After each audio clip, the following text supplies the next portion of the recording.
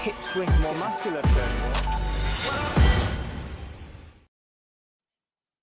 Hello, everyone. Welcome back to the Europe is Coming podcast. Apologies we weren't with you last week. My name is Adam Giles, and as ever, I'm joined by John Singleton. John, you weren't well last week, so we paused the recording. How are you doing? No, when I sent you the message last week, it was only the start of the journey.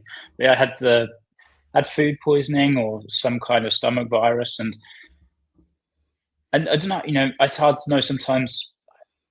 Before 10 years ago, I hadn't had food poisoning, and like 10 years ago, I remember it like distinctly in New Zealand. We doing some camp. I ate something, boom, I was out, and it was a bit of the same this time. It was like 4 or 5 days. It just hits you so hard. Yeah, it sucks. It just wrecks you, and then out of it, huh? Well, glad you're on the mend and feeling better now. Yeah, well, yeah, this is true. The weight is coming back on. Yeah, you said you lost 5 kilos before we jumped on, eh? Yeah, it's crazy what the body can go through so quickly. It's like, it's kind of like, how's it all going off so quickly? Yeah, for sure. Yeah. Well, with you being a bit unwell, did you manage to follow anything that's been going on in the fitness space? Because, like as you mentioned before we jumped on, there's been quite a lot. I was going to ask, where did you want to start? Maybe we go back in order. Maybe we start with Xenon. Okay. And then trace things back. Trace things back. Okay, cool. So, where do you want to start with Xenon? Because that was this weekend, right? Just gone. This weekend, first event, 001, as they're naming it. And I think the reason it's relevant is because there's a few different ways you can start things, and these guys obviously wanted to start at the top. Big investment money goes in, big partners wanting to start in a big US city, and so they wanted to make some noise and a splash from the first event. And I think it's relevant to the space right now because events are obviously very popular. I mean, I was at HYROX Worlds before, which we can go into as well. Yeah, I think it's a relevant thing to talk about because it just shows the amount of people who are trying to make something work. Yeah, absolutely. I have to say, I was actually competing at Turf Games this weekend. I got wheeled out of sort of not retirement, but haven't really done any competitions for a while. I got wheeled out by my mates, and so I didn't get a chance to watch much of or to really see what was happening. It was very hard. You couldn't watch. Okay. Because there's no live feed or anything like that, which kind of it became very hard to follow. They obviously put all their resources in trying to do it via social media. Okay. We had an athlete competing there, a guy called Chris Chambers, he lives in Spain. He has a Spanish wife, but is originally from Texas, which is why he went back over to compete. So that was good. And I think, interestingly, it's a good comparison, like somewhere like Turf Games, which has really started, a number of years ago, grassroots up, see where that will go compared to somewhere like Xenon, which has almost started the other end of the spectrum. They've gone big bang and trying to connect back to the grassroots. Yeah. Actually, just sort of side note, we had Chandler Smith and his wife competing in the same category as I was in this weekend in the mixed elite, and there was some in the top heat. There were some big old weights being chucked around in the elite category, which was quite crazy. But they were on a march on team, so it was kind of fun to see them there as well. I will pull up the Xenon leaderboard so we can have a little look through this and just talk through this. Now, the score. One of the things that I'm not super familiar with is exactly how the workout, because this is, as they say, the sort of decathlon of fitness. So each event is scored by the reps, calories, or weight lifted. Do you know what the EPI reference at the end is? That seems to be like an overall scoring dimension. Yeah, so the EPI is like your your fitness level, basically, what you get, because these 10 events all accumulate to this EPI, which is, I think, the Elite Performance Index or something like that is the acronym, and that's your fitness score. Obviously 10 events, each of 1,000. The top score, I think you can actually go above, ironically, but in essence, top score is then 10,000. And then you go through all these different events, so they have something set. So like the guy, it's hard, as everything's a bit new, so it's hard to see. But here you see like Jack Farlow, he got 929 points on the snatch and hit a 144 snatch. I believe the 1,000, their top score is 1,000, and that's 150. So as close as you get to the 150, the number of points you get out of 1,000, and that's why these are all going up and down. And I think it's a clever idea. Like I think it's important to bring, if you're going to do something new, it's important to try and bring something new to the space rather than just regurgitate what's been done. I think it's maybe a good or a bad thing, but the one thing that they're doing that is the most unique is this scoring system, which, yeah, I think it's a good idea to try, because athletes can then, the idea is that you're competing against this perfect person, so to speak, or this perfect score, rather than competing against the people next to you. And then it all therefore means, it changes the competition a little bit. But it's going to be very interesting to see, because I think they've put everything together so quickly, and none of this has really been tested in live situations. So it's going to be really hard to get these numbers and what the actual athlete ends up looking, because CrossFit's so varied. Is it going to be like a strength bias athlete always does super well at Xenon because it's easier to accumulate higher points on the strength than it is on the conditioning? So there might be all of these weird factors that come into play after we start seeing a few more events. Mm-hmm. And there are some familiar names on the top of the leaderboard. It's interesting that it's kind of one leaderboard as well, just individuals, all ages, all genders. You can change at the top. So if you go top male, and then you can put like elite as well. Yeah, so you can split male, female. You can then put elite. They had pairs competing as well. Yeah, and they seem to have a kind of separate leaderboard, which clicks over. But I kind of thought it was interesting that actually you can, because of the scoring system, they can actually just chuck all the men and women into one kind of overall leaderboard as well, which is kind of interesting. The only thing I would say about this is like these are like in some ways made up set top scores. So it's like very hard to compare female male on this leaderboard. I think you'd almost have to do it like based. Yeah, it's a very hard thing to do to get it like exactly accurate, comparing those two on the same leaderboard. Yeah, for sure. And this kind of EPI seems to be, the thing that's driving the placements here. But Abby Dommett, who's top of the leaderboard. You've got Emily Rolfe in here as well. Jack Farlow, who was obviously with you at the Madrid's event. Bill Leahy, Riley Martin as well. So a few people from the CrossFit world. Yeah, I think first event, 25k prize money. Excuse me. Like it did enough to pull some people in. But I would say there are only 10 females competing in the elite category, which I think this is the big, one of the common conversations over the weekend and the stories was, I believe they said the capacity of this was 550 for their first event. They only had like 375 athletes show up.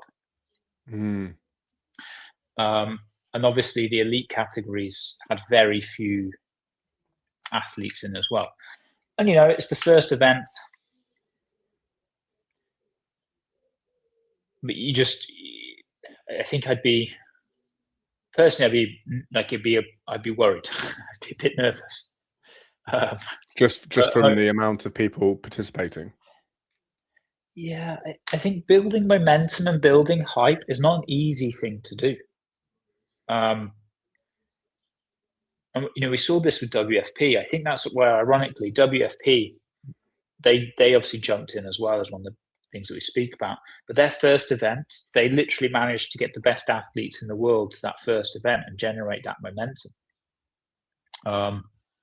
which was a very impressive thing to do.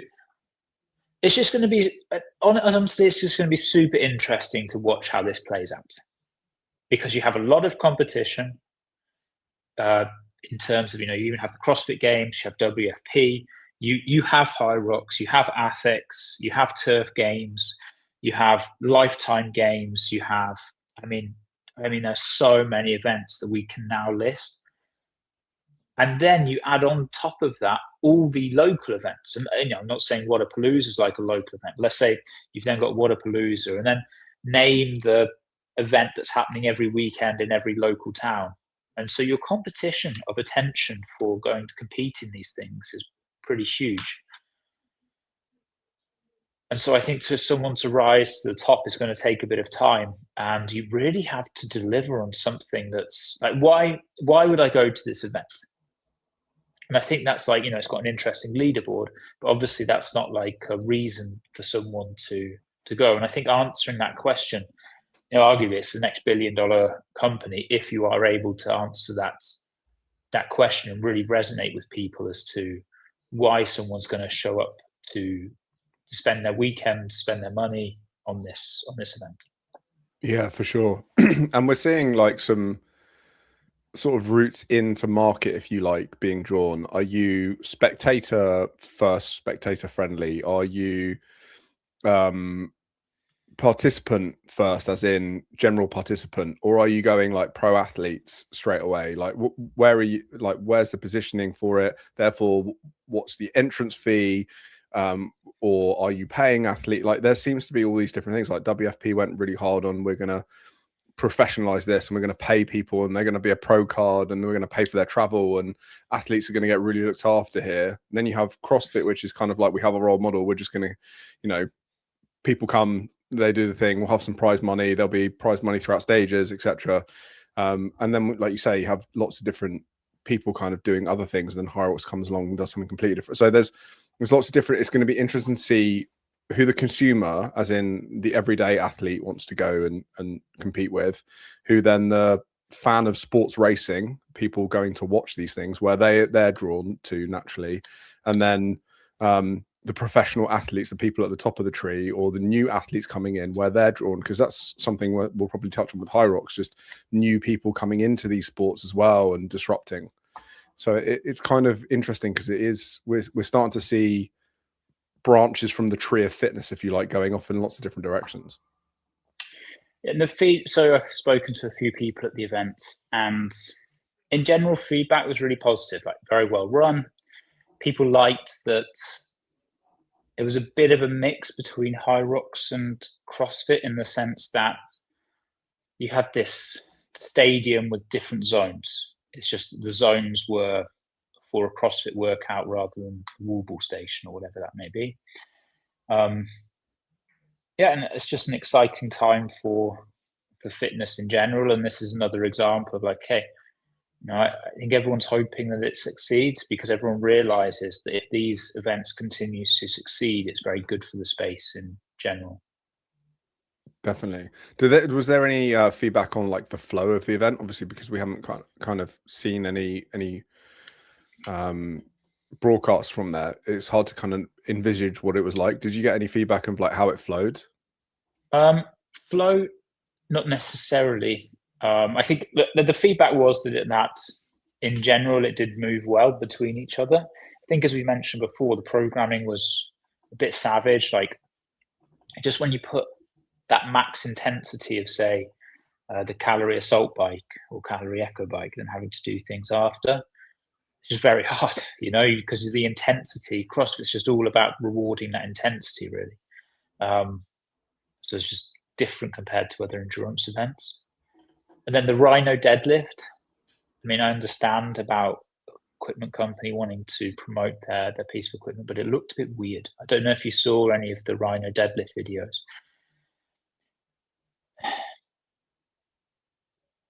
but it's because it seemed to reward a bit of extra range of motion. And so people did this like weird shrug at the end. So you have this deadlift where you stand to the top, and then all of a sudden you like bicep curl it or try to get your arms up as high as possible.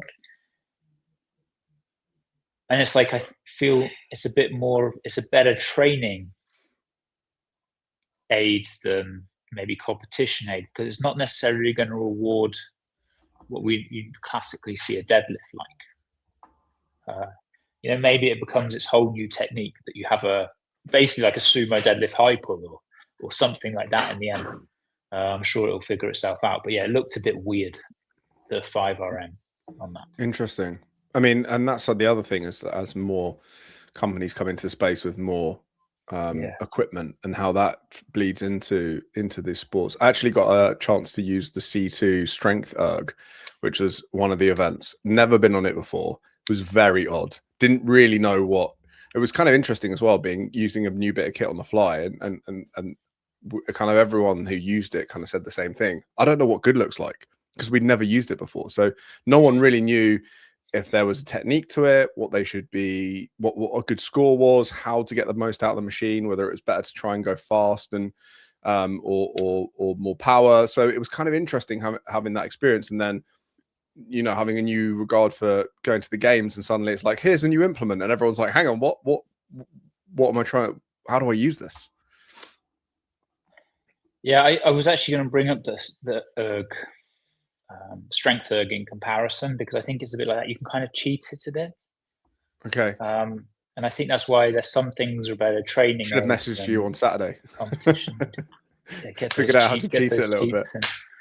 Because the rest of the concept machines, as we had the Cool, or the podcast, they're just so well built, and they're so well built for competition. They're so refined, as they mention. When anyone tries to kind of cheat the system, they then refine the system, update the software, whatever it may be.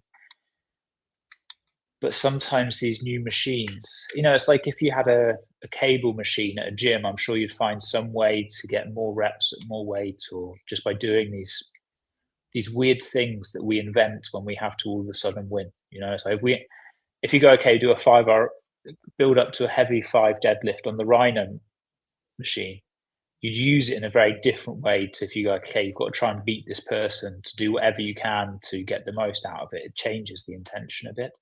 And I think therefore choosing equipment or movement selection is good. And this is at the games, I think, like a perfect example. Sometimes it's worked really well and been like a revolutionary piece of movement or piece of equipment that's all of a sudden happened in the CrossFit space, but then other times it's been a complete failure.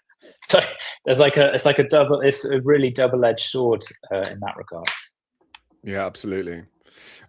Just to pull this up, kind of wrap up with Xenon, you kind of mentioned this already, but there were 372 athletes that took part in the Decathlon of Fitness, and we kind of mentioned this Elite Performance Index. So there's a barbell spin out article on this, but just kind of pick out that Jack Farlow and Abby Domit won their respective divisions and walked away with 25 grand, which is the prize purse for this. And then the pairs, which we kind of didn't really talk about, but there was some CrossFit athletes on the pair side.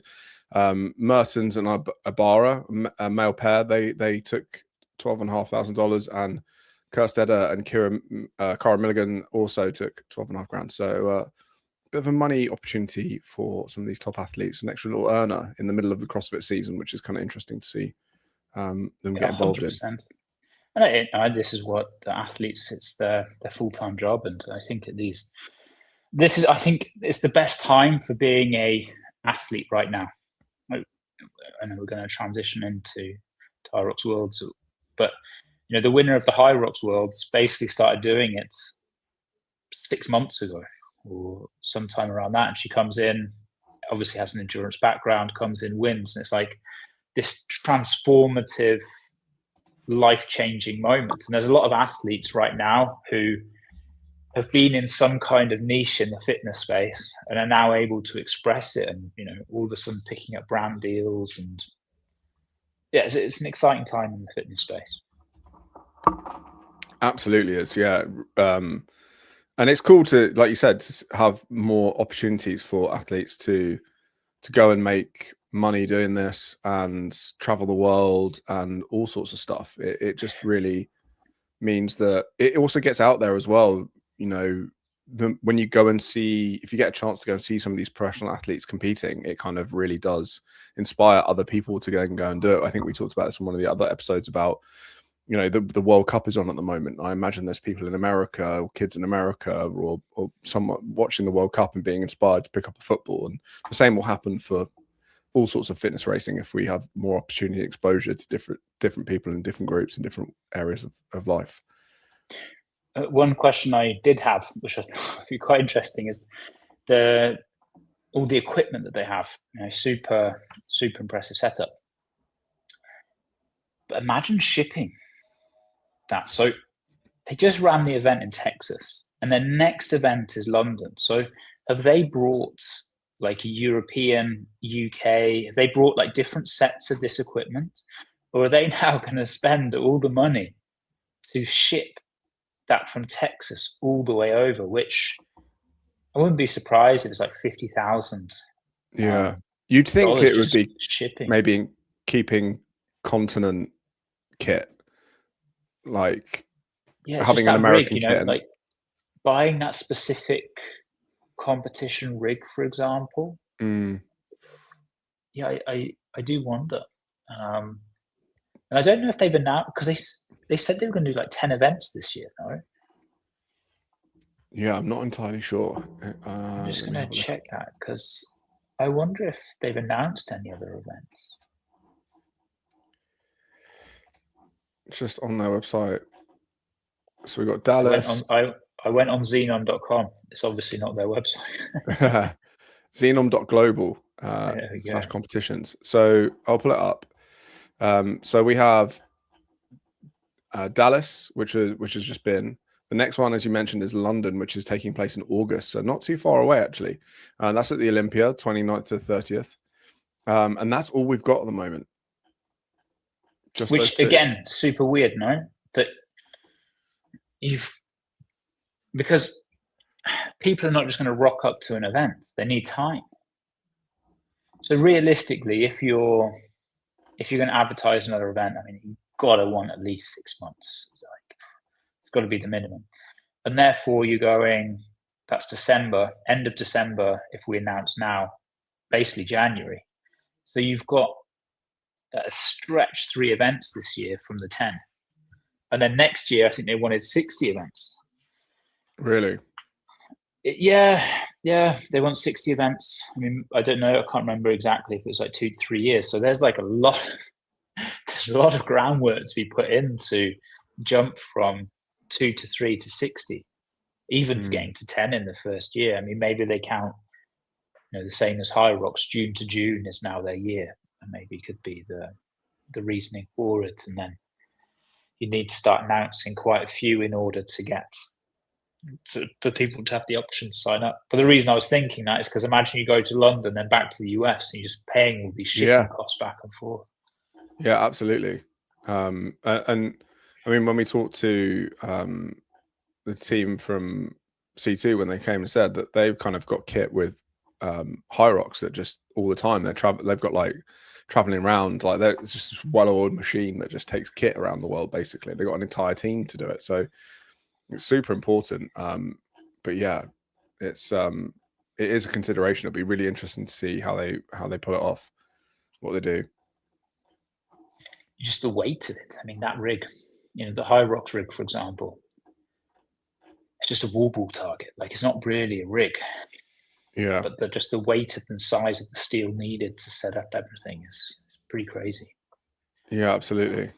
And to give you an idea, I mean, I know we're going off topic, but we've had quotes over the years for competitions here in Mallorca just for shipping equipment. And just the ferry from mainland to the island with a classic competition freight is 10,000 euros. So that's within the same country, just putting on a ship, let alone going across. And the UK with Brexit now, it's a very complex logistically, and that complex. Yeah, tax and tariffs expensive. And all sorts of stuff that you've got to consider. Yeah, it's be interesting. Be interesting to see see how it progresses for them.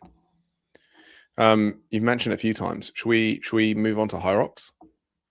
Yeah, which was, I think, supposed to be the main topic from last week, because I had the opportunity to go to Stockholm, and I was there. How was it?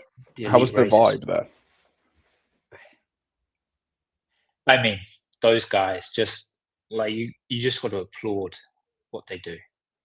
It's just great. And I was thinking as I was coming in from the plane, going into Stockholm, and then you go, okay, we're in a European capital city. Going into the capital city, it was just outside in a place called Strawberry Arena, just outside of the main capital of Stockholm.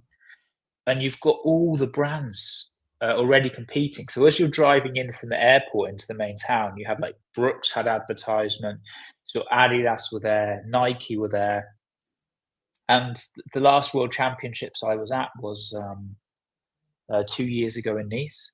And the progress that they have made, just in terms of how it looks, how it feels, it's just so impressive to see. And one thing I would say is I don't think there were that many spectators.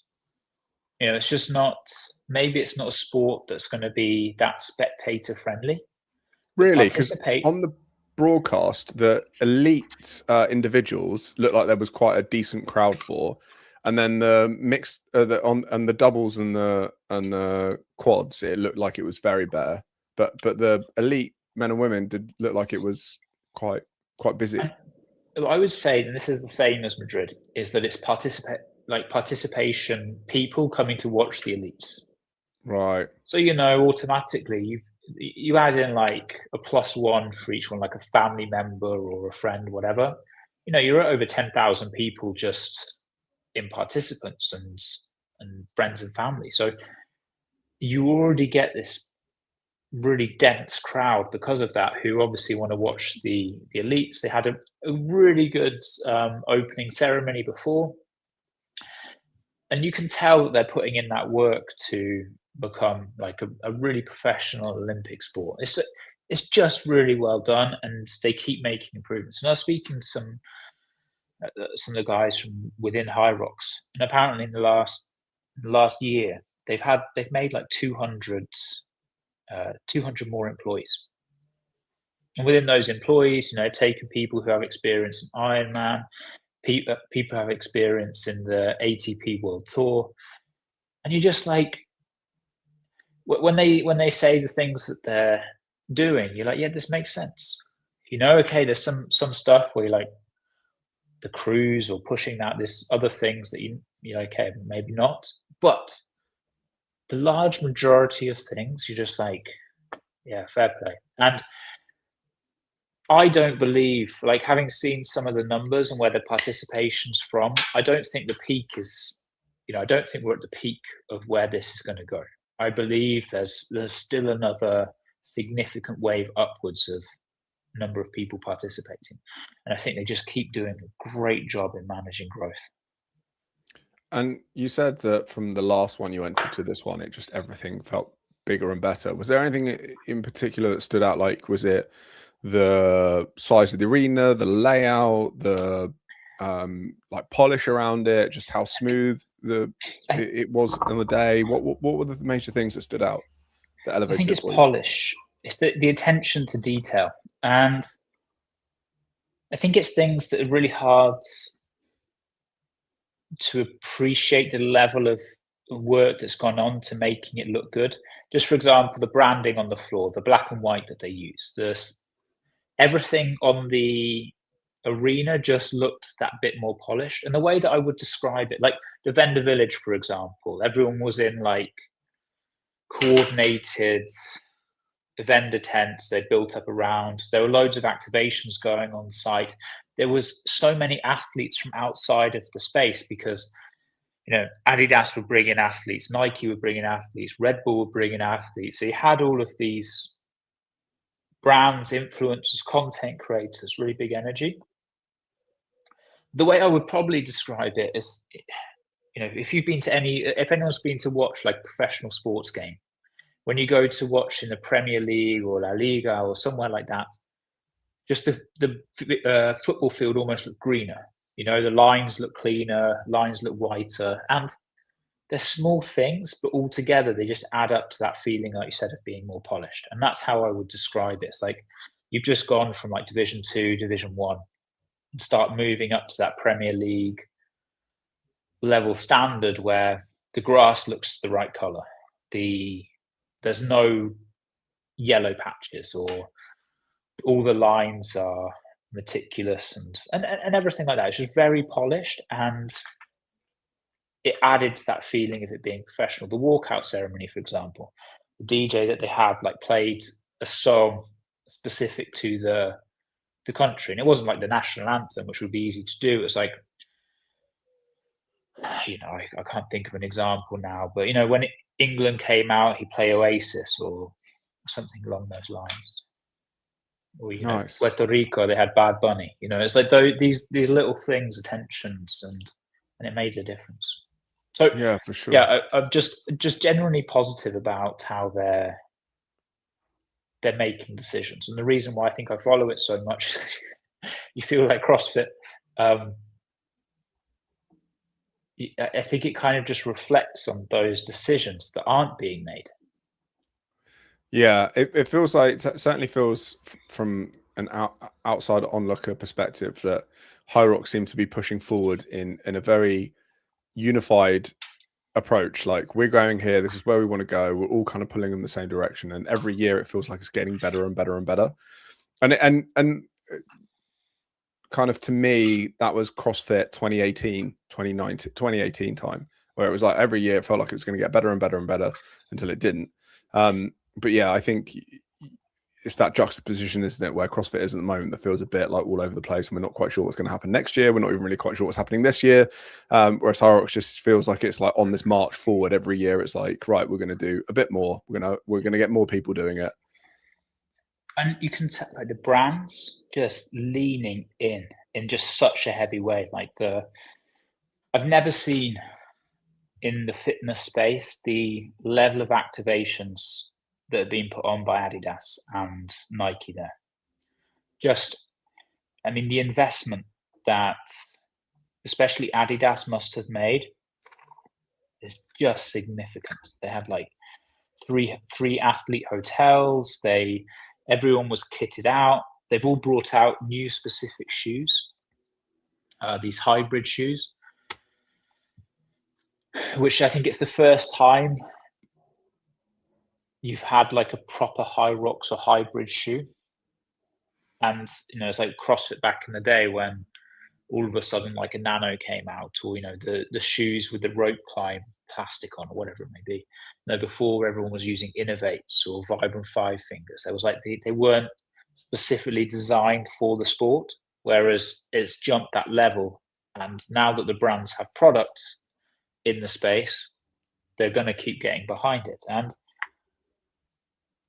yeah, I walked around with a bit of a sensation. I was a bit sad because this is what you feel should be able to happen in the CrossFit space. Like, the brands should be activating in this big way because they see the return, etc., etc. But it's just not the environment for them to do it. And I you know, being from the CrossFit space, it's just it's just like, it was a weird feeling walking around and seeing all of these things happening. Yeah, well, I think, you know, without going too off the event, CrossFit definitely sort of was one of the first systems of its kind to kind of make a mark and get people involved and really do that. And now lots of others are looking at what they did and being like, oh, we could do it differently, and build it in our own way. And I think with the amount of people that Hyrox got through last year, which we've discussed, like over 1 million people kind of participating, brands start to take notice of those numbers and being like, oh, we should probably get involved with this, because a lot of people going to want to buy shoes, going to want to buy clothing that's specific for this culture and this movement. And also, you know, the brands are innately competitive as well. They want the world champion. So it's like, now you have, say, Puma, Nike, Adidas, Reebok, whoever it may be, all these, and even the people who've just been in running because of this buy-in with hybrid. they all see that they would like a world champion, and that encourages them to get more athletes. It's just how the competition just evolves the space and the system, and ultimately it's the athletes that are going to be the initial benefactors of this rise. Absolutely. Well, should we get onto the competition itself? I was actually thinking let's start on the women, just because the men's field, there's quite interesting things to talk about, which I think we should probably come to secondary. But on the women's side, and you mentioned her already, Alyssa McElhenney, I think this was her second race ever, was it, or something like that? She's very new to the sport. She kind of rocked up recently, second or third race, and just puts, like, everyone was sort of talking about her being kind of top 3 beforehand in the pre-show, that she's a great runner and she could surprise people, and she just went out there and absolutely bossed it, like with a smile on her face, and kind of came out of nowhere and really was impressive. Yeah, it was really impressive to watch. Like, to jump back to the race, Lauren Weeks came out super hot and then just blew up. And Joanna was close behind her, and you were like, Joanna has, the odds of her winning was so high. She'd won every single major easily, and you just thought it was a foregone conclusion, like she's going to win. But then it's Elise, you're like, on which station is she going to start losing ground? And all of a sudden you realize, like, wow, she's got through the sleds, she's got through the machines, and just so impressive to watch. And you could tell, I don't know if anyone watched the live stream, just how, like, she was smiling, laughing to the camera, singing the songs. It was really impressive, because this is what happens in such a new sport. At the CrossFit Games now, you're not going to have this happen because the sport's been around so long. Like, maybe you have someone unexpected, but not as unexpected as this, to come in and all of a sudden just win the world championships. And it's going to keep evolving the space. And I was very happy for her. I think very sad for Joanna, because it would have been a very tier level impressive achievement, winning every major and then winning the world championships. But it leaves that can someone do it question open for next year now. Yeah, definitely. Well, it was interesting because I think, like we said, it was just over a week ago now. But I remember sort of it being really tight, like you say. Lauren came out really hot. Joanna, Alyssa, kind of in with her, along with Sinead Bent. They were kind of all kind of very close for the first half of the race, and then it felt like, I can't remember what station it was, but Alyssa kind of came out first, and then just sort of kept pulling away a little bit, and Joanna had to catch her on towards the end, towards the wall balls, but she had like a good lead going into like the final 2 stations. Yeah, I don't know.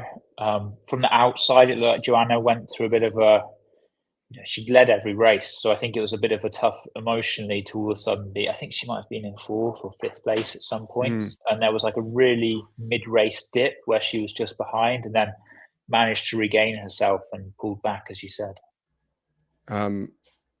And an impressive outing for Sinead Bent. I don't know exactly what it was, but I know she's had some injury concerns this year, and one of the races didn't race as much as she'd like to, and was a bit nervous coming into this whether she would hold up and stuff. So had a really solid performance coming in 3rd, and Calypso Sheridan in 4th, and unfortunately, as you said, Lauren Weeks kind of blowing up and coming in 5th after a really strong start. Yeah. So then if we go on to the men's race, and there was a surprise winner on the men's as well. Dylan Scott coming in and kind of out of nowhere, really, right at the end of the race. Like, this at the beginning of the race was Hunter McIntyre versus Tim Beanish. Sort of that there'd been a lot of jibes throughout the week, kind of friendly banter at all the press conferences and stuff, which was, some of the media was quite fun actually, and kind of made it, I think, kind of elevated it a little bit. I was like, oh, that's kind of cool. And Hunter's known to some of us CrossFitters as well, because he kind of decided to get a bit involved and chirpy in the CrossFit space at one point, and managed to get himself an invite to the 2019 games. But they came out super strong. But there was some interesting calls during the race. What was it like on the actually in the stadium? How was the race between these guys? Well, it was the fine. So I think the first thing that happened was Cole. I mean, that was a point of contention because there's apparently a rule, and this is where I think the important thing for Hyrox, it being the same event every time, they can keep improving these things. But the rule is basically don't finish a station, you haven't completed the race, therefore you get disqualified. So apparently he stepped off the skier too early. It was a really close call and they disqualified him, which obviously it seems harsh. I'm sure they'll reflect on that and see what happens. But then it became more relevant because of the finish of the race, because this now led to some discrepancies in how the rules apply and some I think just stuff this is the thing with live competition, there's stuff happens that you can never foresee happening, and I think this was the case here. But yeah, it looked like Tim was going to go in and be able to take it. He was, all of these guys, I think they were all aware that they had the opportunity to be able to make it on the last run and be able to take the spot. So they all ran super hard. Then all around 70 wall balls, they all just imploded, like going to singles, going to doubles, like no one could string it together. All the way down to Dylan, who was in 5th place. And Dylan was obviously fresher than the rest of the guys, managed to hold on. And all of a sudden you see him creeping up, other guys just who were quite far ahead going in, stopping. It was going to be a tight race. I think Tim was aware of that. He does his 99th wall ball, thinks he's doing the 100th, and apparently some judges called him on. He goes to run across the line. Dylan's there just behind him at the same time, manages to overtake. And then Tim's like in this weird one, he says he has to go back, then gets told he can't go back, and so crosses the line. And it's just, from that point on, it's kind of chaos to know who's come across, who hasn't come across, and what the podium's going to be. So yeah, from a spectator point of view, you had no idea what happened. But I would say it was very exciting. It was a really exciting finish and shows just how much can happen on the wall ball station and in the Hyrox race. So it was cool to watch. And it turned out that Tim, for whatever reason, gets no rep on the last wall ball. And I think they applied like a 15-second penalty or something like that. They did, yeah. They did apply a 15-second penalty. And the rule gets a bit weird because he had finished the race because he crossed the line. But then he hadn't done all the stations. So should he then be disqualified like Cole? So, I'm sure these guys debated this back and forth. But anyway, the decision came on that they gave him the time penalty, which then put him ahead of Charlie. He then sits in 3rd place. And, again, someone completely out of the blue, Lewis manages to go in and sneak a 2nd place, which I don't think anyone else saw coming either. No, for sure.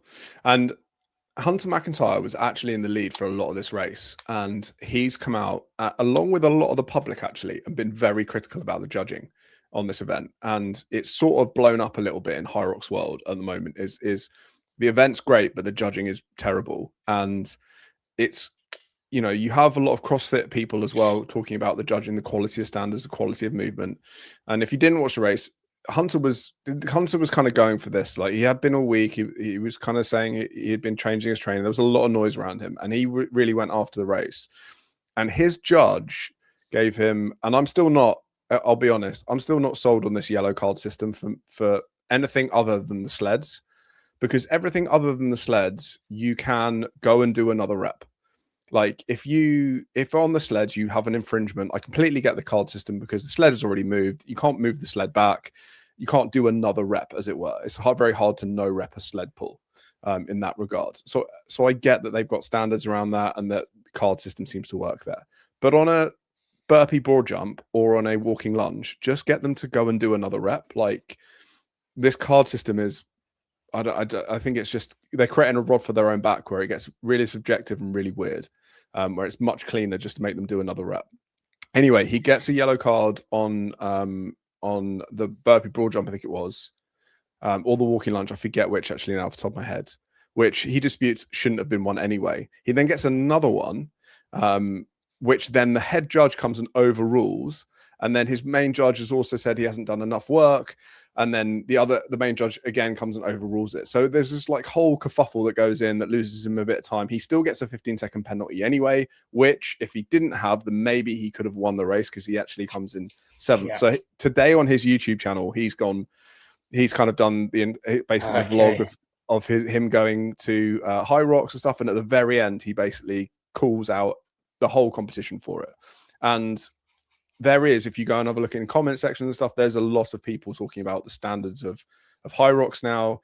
And I do think until they fix some of this stuff, as exciting as it's getting, and I kind of almost liken it to like, this is the running equivalent of the F1. It's kind of got like overtakes and kind of feels a little bit like that, like Formula One, but for fitnessing, if you like. It kind of got that vibe about it now. That's the direction it feels like to me.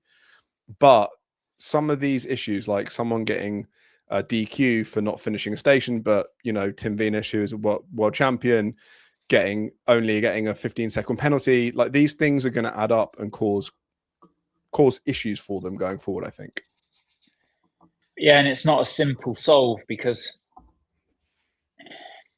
as objective as you try to make it, it still becomes a very subjective standard. This is why like a Chester bar in CrossFit is a lot better movement than a pull-up, because you take away that subjectivity of the judge saying, is the chin over the bar, which is harder to see. But if the chest touches the bar, it's a lot easier to see. And it's kind of like the same way of like jumping over a line. And we think about this a lot when we program CrossFit events, is not putting in movements that are going to have a hard time for the judges. And because of the distance of the burpee broad jump, like where they land, where they put their hands, this 30 centimeters, whatever it is, like, I don't think it's an easy fix, because you have the subjective nature of the judge at the time. And until you put in something that's very demonstrable, like in football, the ball crosses the line, it's in. Tennis, ball crosses the line, it's out, whatever it is. And, you can set up cameras, and look how extreme it gets in football and tennis and all these things just for this clear thing. And I think the same, you probably need to change the movement in order to be able to get it to become more objective, or at least change the standard of the movement. Otherwise, I don't think there's an easy fix for it. No, I agree, and this is sort of one of the things that I think CrossFit, being a bit more mature, has come up against more, and sometimes done a really good job of kind of resolving, and sometimes dumbbell box step ups being one, not a great job of resolving well, and then therefore we talk about what movement should be in certain competitions on online versus in person, and I'm sure that is going to kind of rage on. I do think that they can make it easier for themselves and get rid of and be a bit. Think about this card system. I honestly think if someone doesn't do a walking lunge, just step back, do another walking lunge, couple of seconds, off they go, rather than a 15-second penalty, which ends up really deciding races.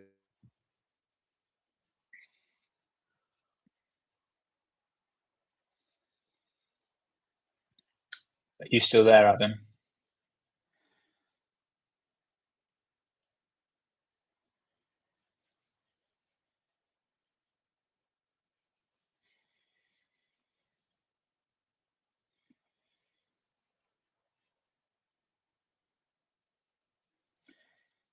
Okay, I think we have a technical difficulty. We lost Adam. Okay, I'm going to try to bring up.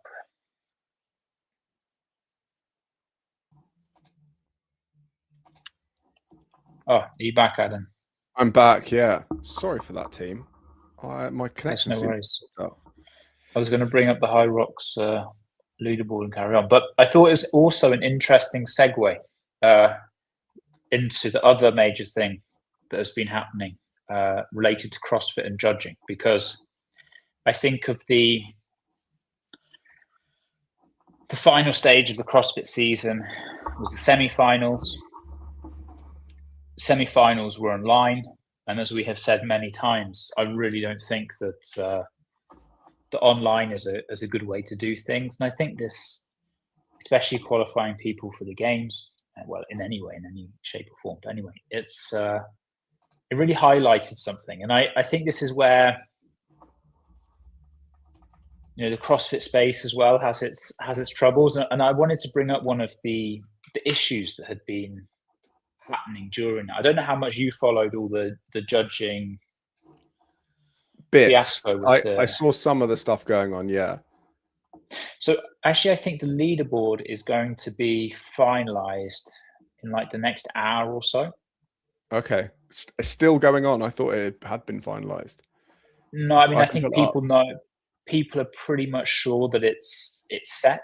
Okay. A lot of people have had their scores accepted.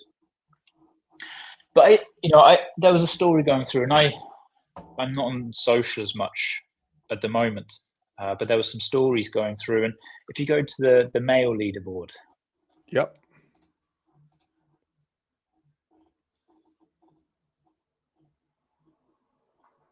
So you can see, and if you go down to, because really it's the fringe where things get interesting. So as you go down, I think you've got Patrick in 7, and then Harry in 8.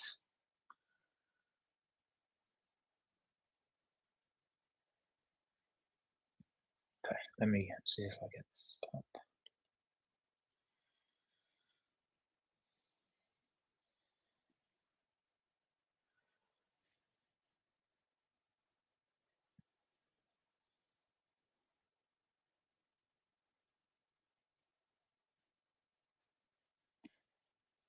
Okay, so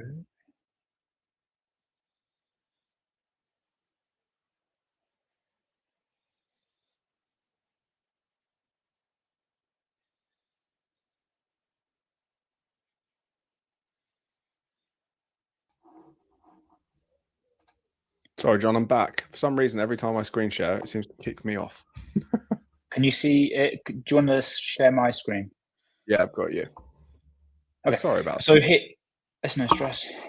So here we have going through. So this is where the fringe, obviously this is where the arguments start coming in.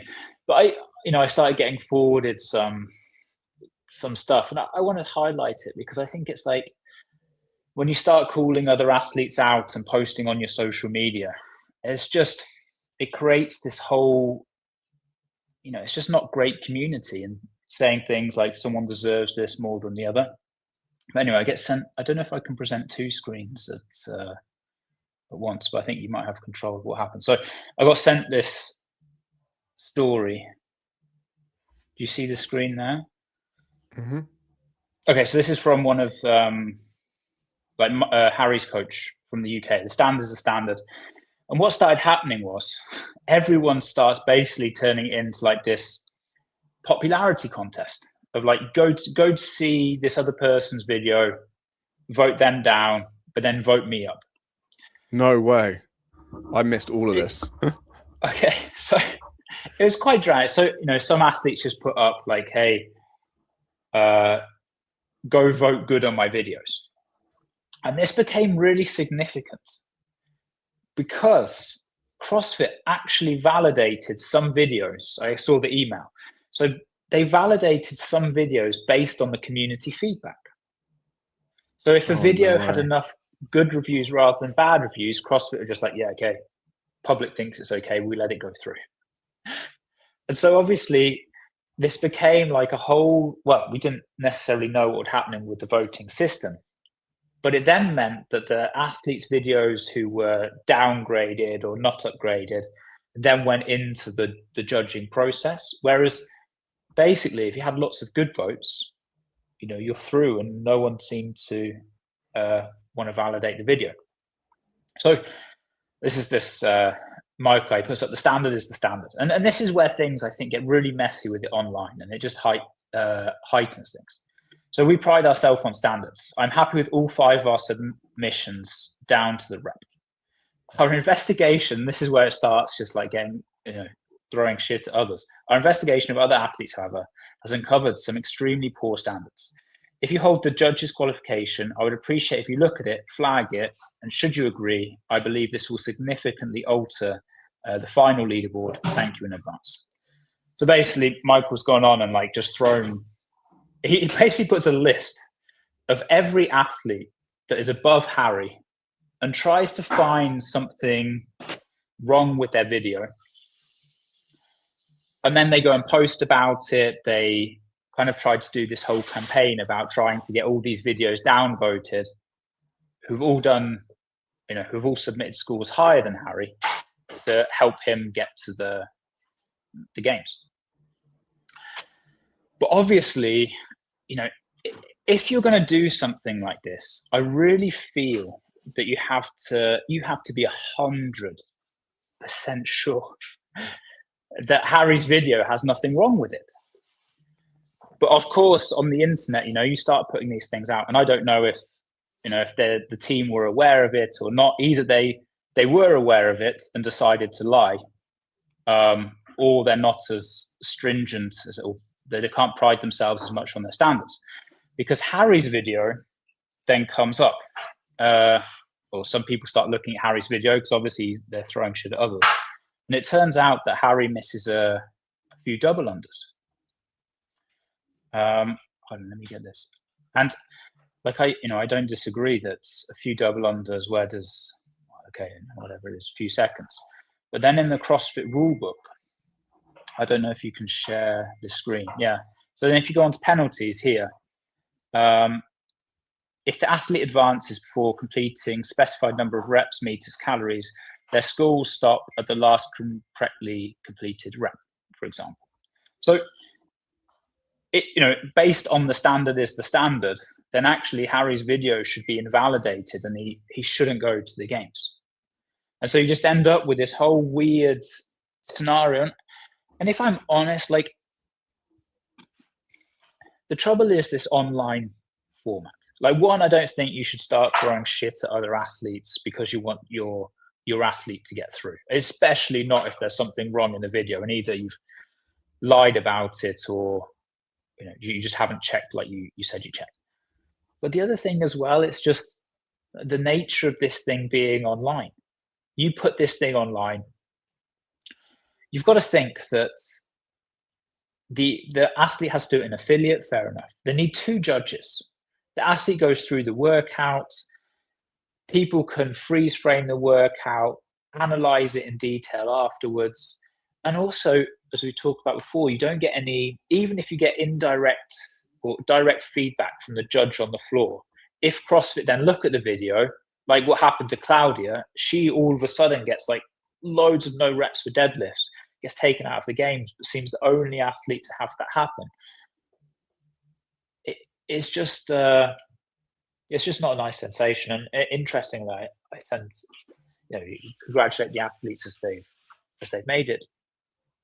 But none of the athletes are actually happy at that point because they know how strict the judging can be, and so they want to wait for that email. And it's like a weird way to qualify for the games. You submit your score, you've done enough, but you don't actually get the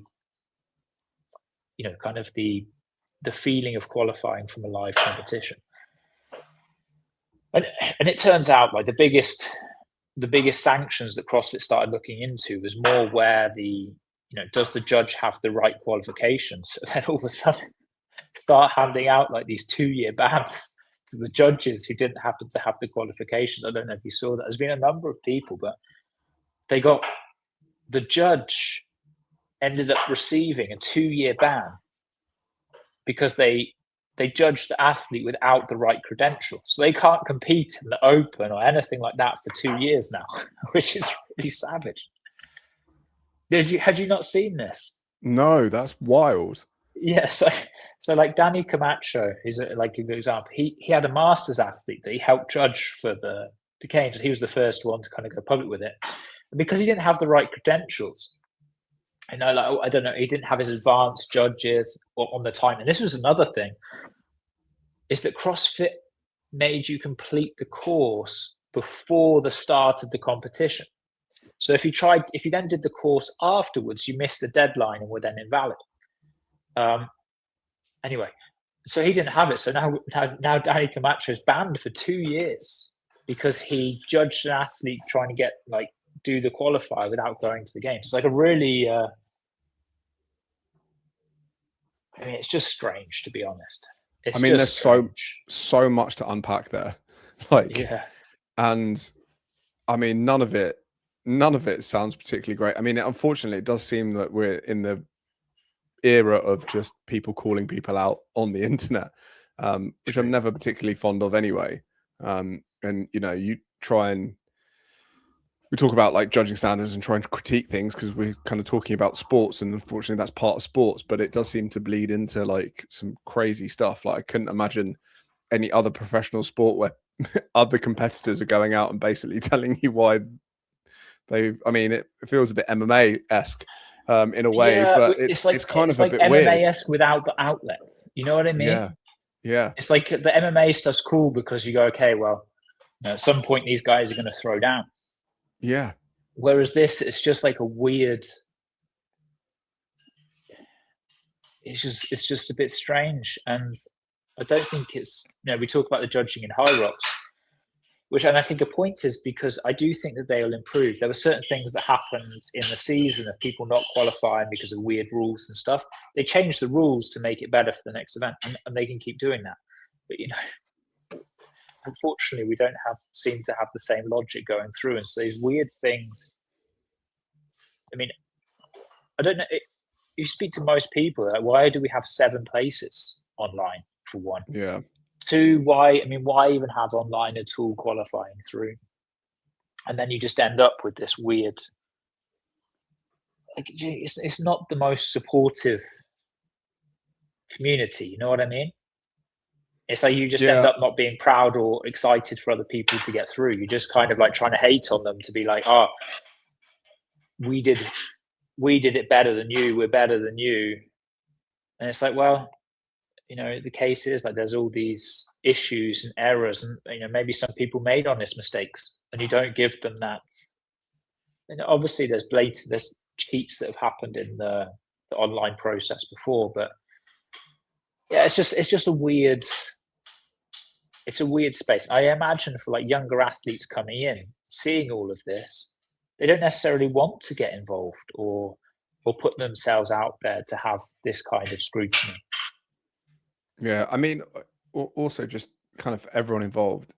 This whole process of any online qualifier is an immensely stressful, time-consuming thing to do, especially if you're also the athlete who is having to kill yourself effectively to try and get yourself to the games, which is the big show, and it only happens once a year. And even though, and we were talking about it earlier, that it's great because there's so many more competitions and opportunities to earn money, but this is kind of the one that seems to, by the fact that a load of people pulled out of WFP this year, seems to be the one that everyone still cares the most about. But qualifying for it is a nightmare at the best of times. Like, the semi-finals are a bit all over the place. They're all completely different in so many ways, and then the online part is super stressful and fraught with craziness as well. And we've spoken about it, and it seems that lots of other people have. Like, why not put an extra spot on all of the semi-finals and have like 1 or 2 spots on the online bit, and then you take away half this headache anyway.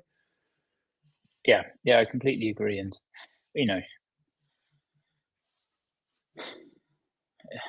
we'll see. With Bruce coming in now, you've got to think that maybe some changes. He's obviously not wanting to do things drastically at the start. It's been 2 or 3 months that he's been in, and we've not seen any external big changes or really even public speaking. I think he's been to a couple of external conferences and answered a few questions, but there's been nothing like really pushed forward about what he wants to do or what he wants to try to achieve, and it will have huge impacts on the sport. Maybe he's trying to get a sense of the lay of the land before coming in making changes, because I think that's perhaps some of his predecessors have come in and tried to be very front facing and make changes straight away. And I don't know, perhaps giving him the benefit of the doubt. Maybe he's trying to get the lay of the land. Certainly wait until after the games. I actually don't think it's the worst thing not having a public facing CEO, as long as there's transparency in what's happening. I don't think it takes a lot of time being on podcasts, debating all these things, and I think as long as the direction's clear, like it'd be nice to know what's happening with the sports. We have the 20th year this year. I do think the games will be very exciting this year. I think doing the 20 events, like as long as the programming's not suited to being able to do 20 events, it'd be fun going back to the ranch, all of those things. I think it will be very exciting, and I'm interested to see, considering this is one thing I was going to mention, but I didn't. It's just how much respect all the athletes have for each other. So in this training world, I think a lot of like the HYROX athletes, for example, really look up to the CrossFit athletes, because they're like, you can run pretty well, but also you're super strong. And there's not like competition or athletes thinking that they're better than the other. It's just really supportive of one another and what they can achieve. And I think that should be highlighted more as well. Yeah. It feels like a funny old time in the space at the moment. And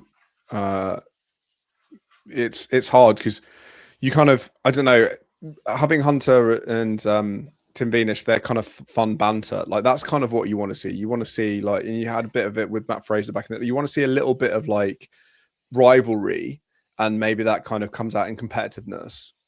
I think it's always hard to see that bleed over into like public online disagreements and things like that looks more at like trying to take someone down rather than trying to compete with them. And unfortunately, I don't as well. CrossFit aren't helping that they kind of seem to be exacerbating it by some of the choices they're making around how they structure the season and what they're asking of their athletes and their coaches and things like that in terms of what they need to do to get them to progress. And ultimately, we just want to see the best versus the best, really.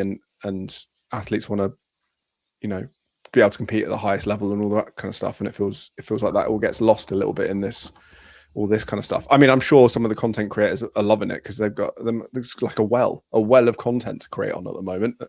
Like, mustn't know what to do with themselves. They've got too many videos to make on all the craziness going on.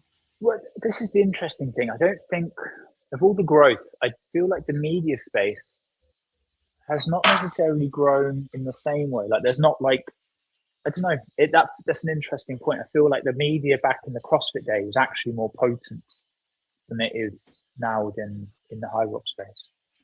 Yeah, I'd agree.